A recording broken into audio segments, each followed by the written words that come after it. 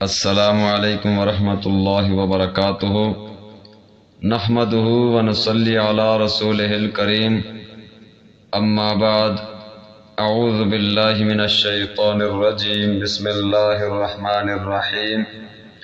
عن انس رضی اللہ تعالی عنہ قال كان رسول اللہ صلی اللہ علیہ وسلم اذا توضأ اخذ كفا من ماء فأدخله تحت حنقه فخلل به لحيته وقال هكذا أمرني ربي رواه ابو داود۔ حضرات محترم، ہمارے پیش نظر اس حدیث مبارکہ میں وضو کی سنتوں میں سے ایک سنت کا بیان ہے۔ چونکہ گزشتہ چند دروس میں وضو کی سنتوں کا بیان چلا آ رہا ہے، اور اسی کی سلسلے میں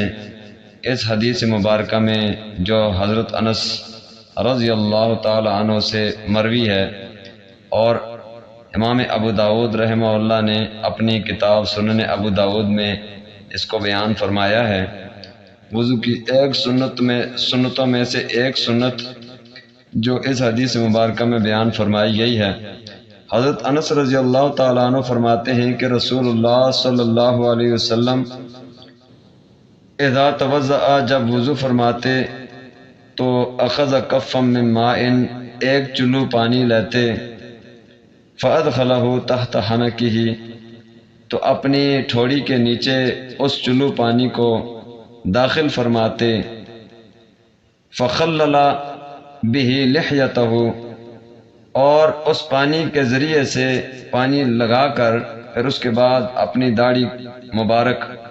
اپنی ریش مبارک کا خلال فرماتے، یعنی کہ انگلیاں ڈال کر ریش مبارک میں جو وہ خلال فرماتے، وقال ہاکذا امرنی ربی اور فرماتے کہ اسی طرح میرے رب نے ایسا مجھے کرنے کا حکم دیا ہے۔ تو گویا کہ داڑھی کا خلال کرنا یہ اللہ تعالیٰ کی طرف سے اپنے محبوب پیغمبر محمد الرسول اللہ صلی اللہ علیہ وسلم کو اپنے رب کی طرف سے یہ حکم ہے، اور یہ حضور صلی اللہ علیہ وسلم کی جو سنت مطہرہ ہے، تو گویا کہ داڑھی کا خلال کرنا بھی وضو کے دوران یہ سنت ہے۔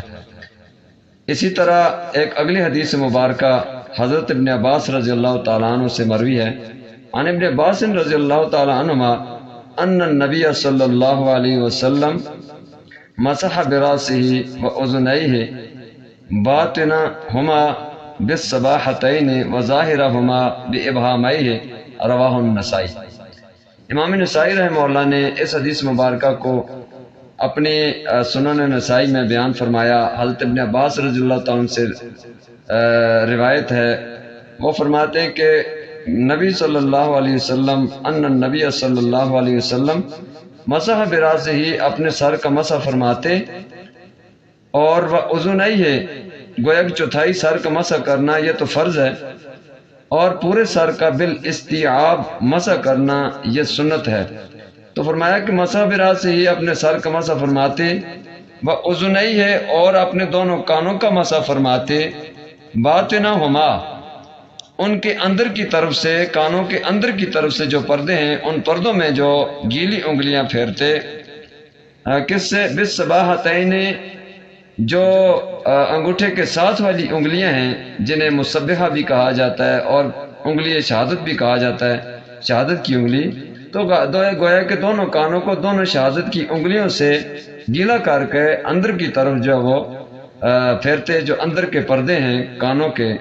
وہ انگلیوں کو پھیر کر ان کا مسح فرماتے، وظاہرہما بابہامیہ اور کانوں کے باہر جو ظاہری جگہ کی طرف ہے تو اس کو اپنے انگوٹھوں کے ساتھ، جو انگوٹھوں کے جو پیٹ ہیں ان کے ساتھ جو وہ گیلا کر کے ان کا مسح فرمایا کرتے تھے۔ گویا کہ اوپر والی حدیث مبارکہ میں داڑھی کا خلال کرنا ایک سنت، اس حدیث مبارکہ حضرت ابن عباس رضی اللہ تعالیٰ عنہ جو حدیث مبارکہ، اس میں ایک تو سر کا بالاستیعاب مسح کرنا دو سنت، اور اسی طرح تیسرے نمبر پر کانوں کا ظاہری طور پر جو انگوٹھے کے ساتھ ہے اس کے انگوٹھوں کے ساتھ مسح کرنا سنت، اور اندر کی طرف سے جو اندرونی حصہ ہے کانوں کا وہ انگوٹھوں کے ساتھ والی جو شہادت کی انگلیاں ہیں ان کو دونوں کانوں کے اندر والے حصے کو ان کے ساتھ گیلا کر کے جو انگلیوں کو ہاتھ کو مسح کرنا یہ سنت ہے۔ اس حدیث مبارکہ کو امام نسائی رحمہ اللہ نے اپنی سنن نسائی میں بیان فرمایا۔ اور اسی طرح اگلی ایک اور حدیث مبارکہ ہے جس میں ایک اور سنت کا بیان ہے۔ عن الربیع بنت معوذ ان النبی صلی اللہ علیہ وسلم توضأ فأدخل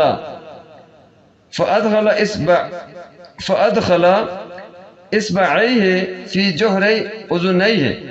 رواہ ابو داود و احمد و ابن ماجہ۔ یہ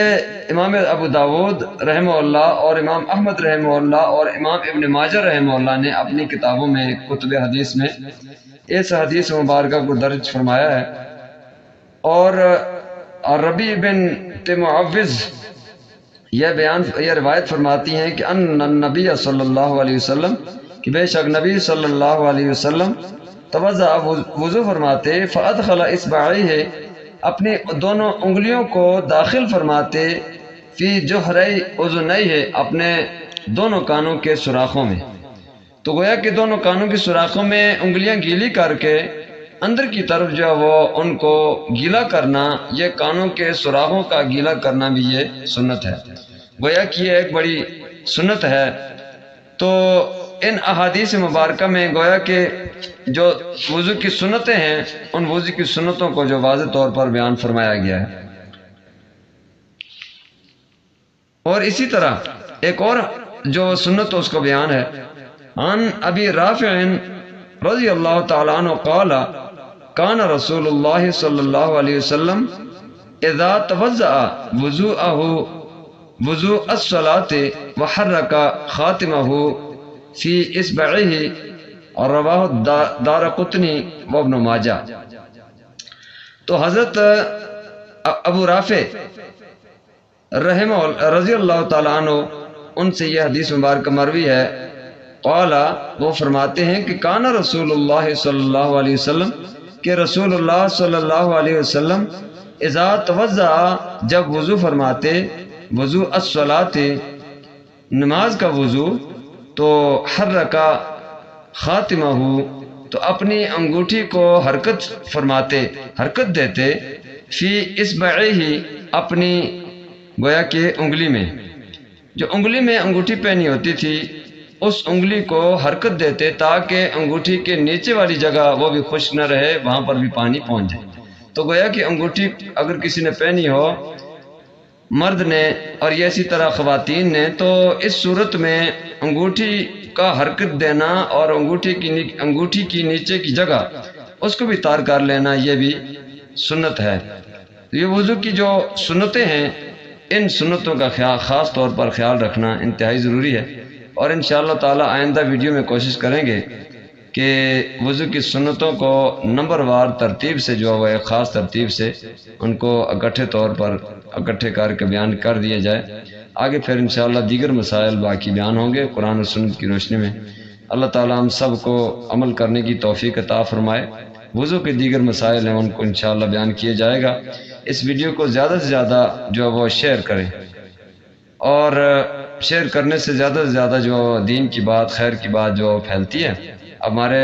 یوٹیوب چینل مفتی محمد اظہر کو سبسکرائب کریں اور ویڈیو کو اچھی طرح سے لائک کریں، چونکہ لائک کرنے میں کوئی جو پیسہ نہیں لگتا۔ اور اسی طرح ہمارے جو فیس بک پیج ہے مفتی محمد اظہر یا محمد اظہر کے نام سے، اس کو